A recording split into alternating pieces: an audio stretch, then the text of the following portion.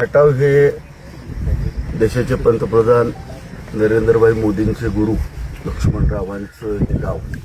त्यांना संपूर्ण देश आदरानं वकील साहेब म्हणतात. आज आपल्या सगळ्यांना माहिती आहे की सहकार भारतीची स्थापना ही स्वतः वकील साहेबांनी केली आणि त्याचा विस्तार संपूर्ण देशभरात झाला.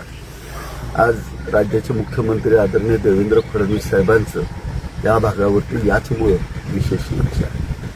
जिल्हा परिषदेच्या अध्यक्षा प्रिया शिंदे झाल्यानंतर देवेंद्र फडणवीस साहेबांनी 98 कोटीचा निधी या ठिकाणी या पिंपळेश्वर परिसराने नदी परिसराला द्यायचं मान्य केलं.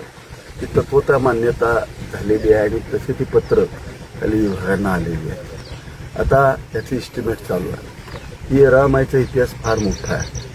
आम्ही दुष्काळाचा कलंक आमच्यावरती आमच्या 7 पिढ्याचा लागलेला होता. प्यायला पाणी नाही. अत्यंत विदारक परिस्थितीमध्ये सुद्धा रामायनं किमान आम्हाला प्यायला पाणी दिलं. परंतु आता तिचं पुनर्जीवन केलं पाहिजे आणि तिला कधीतरी आपण आज कृष्णामाईला इथं आणून भेटवलं पाहिजे. हे आमच्या सगळ्यांचं स्वप्न होतं. हे स्वप्न मी 2019-20 पूर्ण केलं आणि कृष्णामाई आता येरळेमध्ये वाहते. जी रामाई पुढं कृष्णाला जाऊन मिळते तिला आधीच आम्ही आता या ठिकाणी नेर तलावाच्या माध्यमातून एकत्रित आणलंय. तर येरा कृष्णा हा संगम आहे. आता खटाव हे गाव आपण सगळ्यांनी पाहिलंय. हे महाराष्ट्रातलं स्वच्छ सुंदर गाव म्हणजे माझ्याच मतदारसंघातली सगळीच गावं आता स्वच्छ आणि सुंदर होत आहेत. तुम्ही सगळं पाहताय. पोरगाव एवढं स्वच्छ सुंदर केलंय. आता खटावी त्यातलं एक स्वच्छ सुंदर गाव हे म्हणून पुढे. खटावचा नदीचा हा प्रकल्प पिंपळेश्वर विकास जो होणार आहे ज्या ठिकाणी लक्ष्मणरावांनी लहानपणी किंवा खूप मोठ्या तत्ववेत्यांनी या ठिकाणी अभ्यास केला. हा पिंपळेश्वराचा निसर्गरम्य परिसर आहे. त्याला खूप मोठा इतिहास आहे. तुम्ही पाहताय पाठीमागच्या बाजूला या ठिकाणी पांडवनकालीन हेमाडपंथी या ठिकाणी म्हणजे साधारणतः 2003 सालची ही नागनाथाचं मंदिर आहे आणि इतर जी मंदिरं आहेत ती या ठिकाणी त्याचंही पुनर्जीवन या ठिकाणी होणार आहे. सुंदर असा घाट बांधून बोटिंग करण्यासारखा एक सुंदर असा परिसर आणि गार्डन या ठिकाणी होणार आहे. या गावचे काही प्रमुख कार्यकर्ते आहेत. त्यांनी या ठिकाणी संकल्पना मांडली की गावातला एखादा व्यक्ती गेल्यानंतर त्याच्या स्मृती आपल्याजवळ राहिल्या पाहिजेत. म्हणून स्मृतिवन नावाची कल्पना या ठिकाणी अभय शिंदे सारख्या एका रिटायर अधिकाऱ्यांनी या ठिकाणी मांडली. तेही या ठिकाणी आज गाव म्हणून आम्ही इम्प्लिमेंट करतो.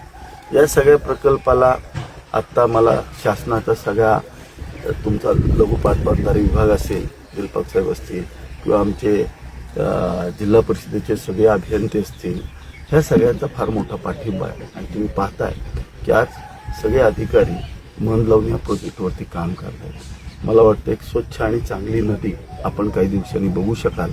1.5 किलोमीटरचा वॉटरफ्रंट असणारा हा प्रकल्प आहे. साधारणतः 1.5 किलोमीटरचा एवढा मोठा वॉटरफ्रंट असणाऱ्या नदीमध्ये बोटिंग क्लब या सातारा जिल्ह्यामध्ये तर पाहण्यास आणि ऐकवण्यास कुठं नाही आहे. त्यामुळे एक सुंदर असं पर्यटनाचं ठिकाणी या ठिकाणी होईल असा विश्वास मला या ठिकाणी वाटतो.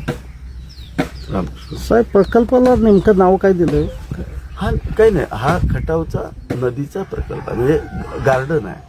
त्याला नाव द्यायच्या वेळेला देऊ आम्ही सगळे बसून गाव स्वरूपी बसून देऊ आणि एक सुंदर असे गार्डन स्मृतिवन या ठिकाणी आपण डेव्हलप करतो आणि पाण्याचा प्रकल्प. अध्यक्ष आमदार साहेबांच्या माध्यमातून सहकार्यातून जे हा जो काही विकास होतोय त्याबद्दल काय सांगाल आपण?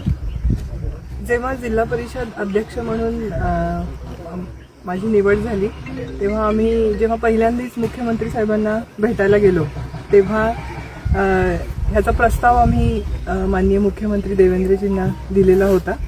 पण त्यांनी तो तात्काळ त्याची तत्वतः मान्यता देऊन एक खूप मोठं सहकार्य आणि पाठिंबा दर्शवलेला आहे. आणि हे एक आमदार साहेबांचं स्वप्न होतं की 98% भाग सिंचनाखाली आलेलाच आहे. पण खटावचं जे एक 20-30 वर्षापूर्वीचं सौंदर्य होतं आणि त्या ज्या काही जुन्या सर्व मोठ्या कार्यकर्त्यांच्या आठवणी ह्या सगळ्या पिंपळेश्वर देवस्थान परिसर याच्या भोवती बांधल्या गेलेल्या आहेत. आणि मग ते मंदिराचा परिसर हा पुनरुज्जीवित करायचा, आपली नदी प्रवाहित करायची, नदी स्वच्छ व्हावी.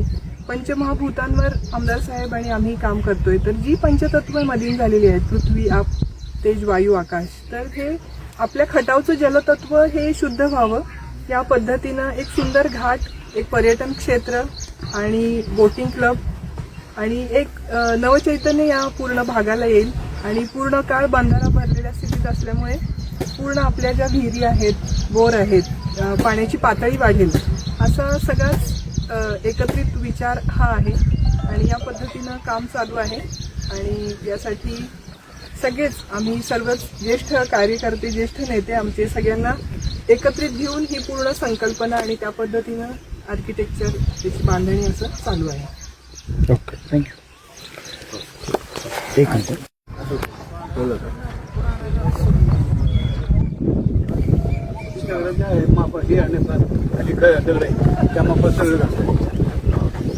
आणि दगड पण तो खाली खड्डाच काढणार ना सगळं. दगड वेगळं नाही, दगड फोडून यांना लागणार नाही. ते इथनं कुठं भरायचे, मराठशाहीपर्यंत भरत जायचे यांना.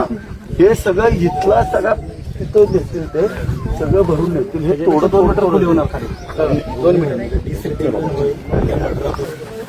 असल्या अवसर नाही जावं लागेल. इकडे गेले पोरांना.